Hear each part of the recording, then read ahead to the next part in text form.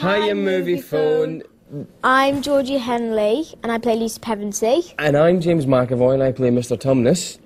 Go see the Chronicles of Narnia, The Lion, the Witch, and the Wardrobe.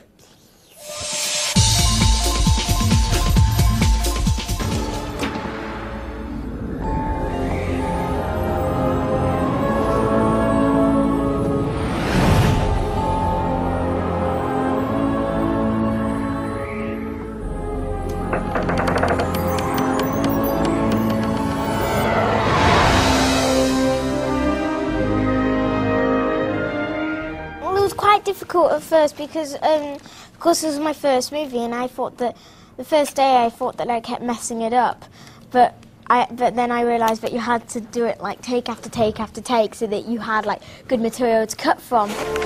It's a beaver. Yeah, boy. Yeah, boy. I ain't gonna smell it if that's what you want. It's a talking beaver. Lucy Pevensey.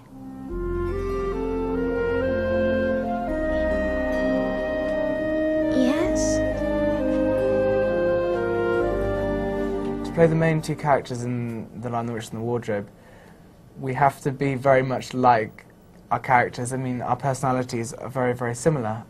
Annie is the eldest in her family, I'm the oldest in my family.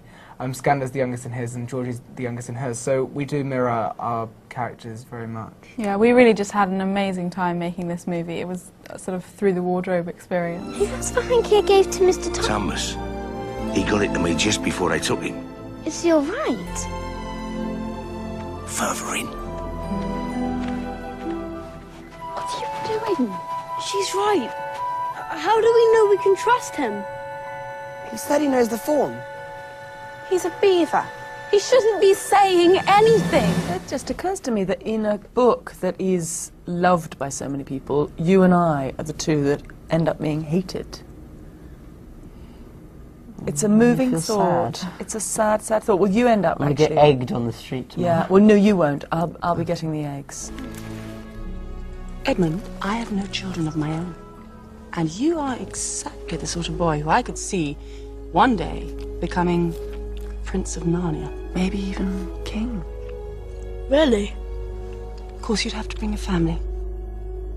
Oh, Peter would be king too. No. The king needs servants. Because what she does to Narnia is she freezes it over and gives it a 100-year winter with no hope of any spring.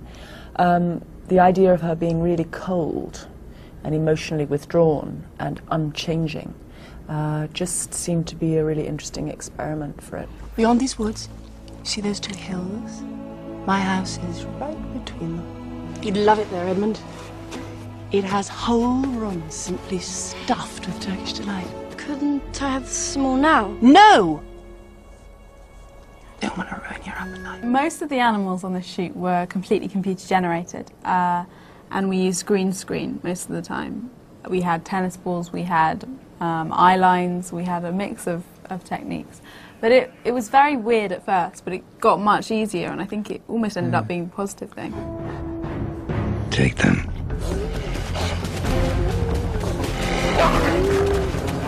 Hurry, Mama! They're after us! Oh, right then. Oh, what's she doing? Oh, you'll be thanking me later. It's a long journey, and Beaver gets pretty cranky when he's hungry. The nose get put on, my wig get put on. Underneath the wig was a skull cap that the ears were attached to, a little motor in the back that made the ears wiggle.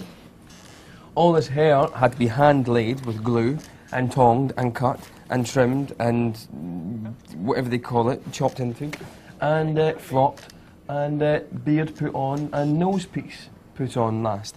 That took 3.5 hours. And the walking came around by standing on my tiptoes, very much like this, come on George, bending my knees and kind of walking about like that. Hey.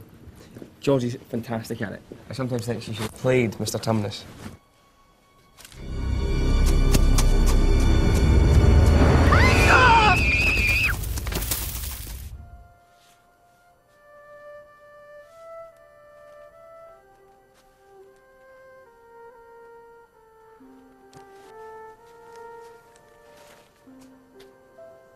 Were you hiding from me? I hope that when people watch this, they can, as a family, they can take away sort of this sort of the family message of, you know, how family matters, and something that Edmund realises when he's imprisoned by the White Witch.